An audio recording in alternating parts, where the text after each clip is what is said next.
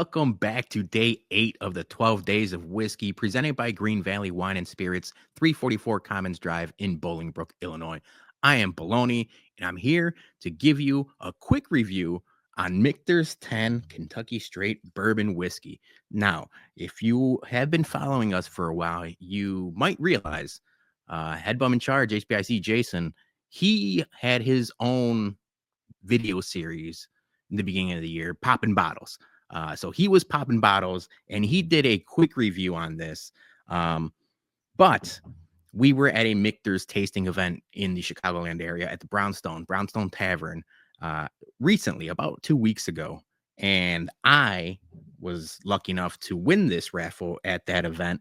And it was my first time tasting it in a good 8 months or so.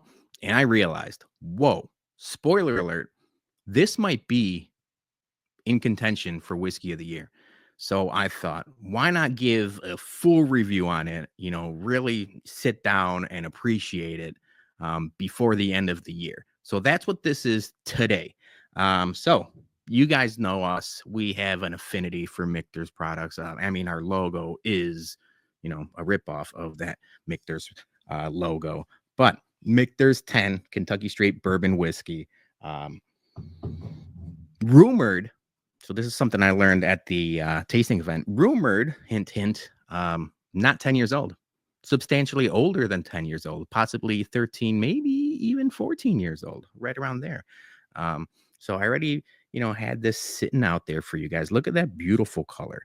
So Michter's whiskey, I'm just looking at it right now, 47.2 alcohol by volume, 94.4 proof.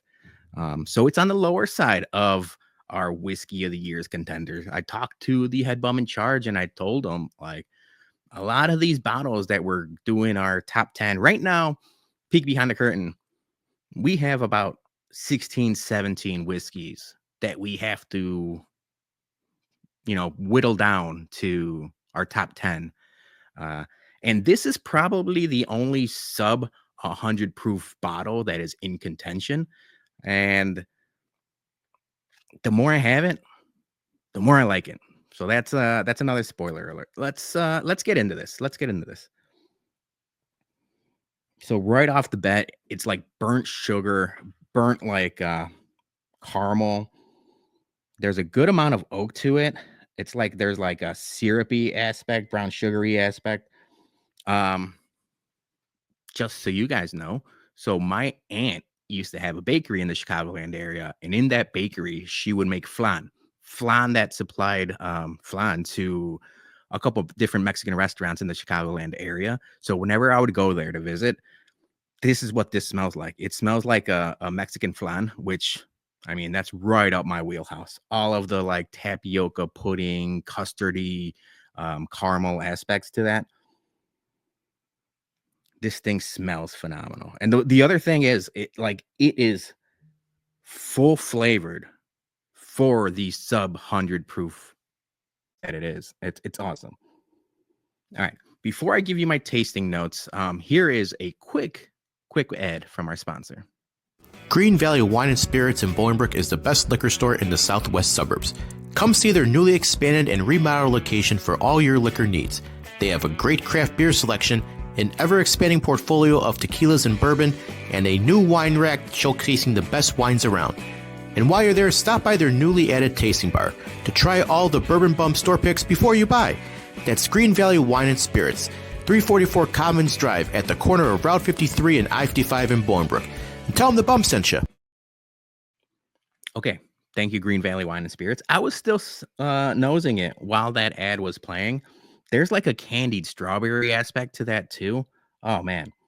All right. Cheers. Merry Christmas. We got about 4 episodes besides this one left. We're excited about it. Thank you guys for watching. We appreciate everyone commenting along. This has been a fun exercise for us. If you can, please like, subscribe, share, all of that fun stuff. Cheers.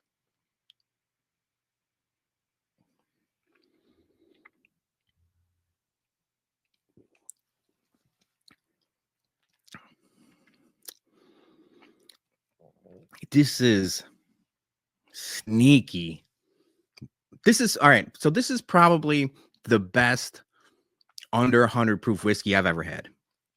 It is full flavored. There's like a um, marshmallowy like caramel. There's a little bit of the strawberry, and then at the end, it's just all oak and like a little bit of tobacco and pepper. Um, it is a bourbon fastball. So I talk about like Wild Turkey being my baseline for like whatever you want, like whatever you think a bourbon should be. I think like Wild Turkey flavors are like right there. This Michter's 10 is right up there with a bunch of the Wild Turkey products that I like. Yeah, it is awesome. I can't imagine what this is um at barrel proof. It would that I amazing.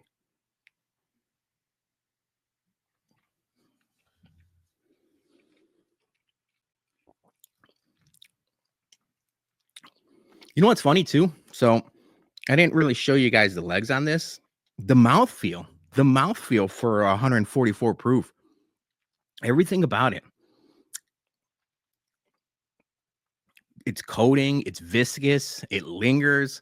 Um, man, I would, if you were to ask me, I would consider myself a like a proof hound, if you will. But this is making me change my way or my thinking on like, sub 100 proof whiskeys. I know, shout out to Dram Daddy on Instagram. He has raved about the Old Fitzgerald VVS that was released this year. And I haven't had my hands on not even a bottle, but not a sample or anything like that. And I really thought to myself, I had a conversation like, I like Old Fitzgerald. I think it's great. But how good can a 100 proof weeded whiskey really be? But everyone's raving about that bottle. And I think not having that, this is right up there with it. This is obviously not weeded, but I can't imagine there's many more bottles better than this, like at the 100, the 90 to 100 proof. All right, let's do one last sip and then we'll wrap this up.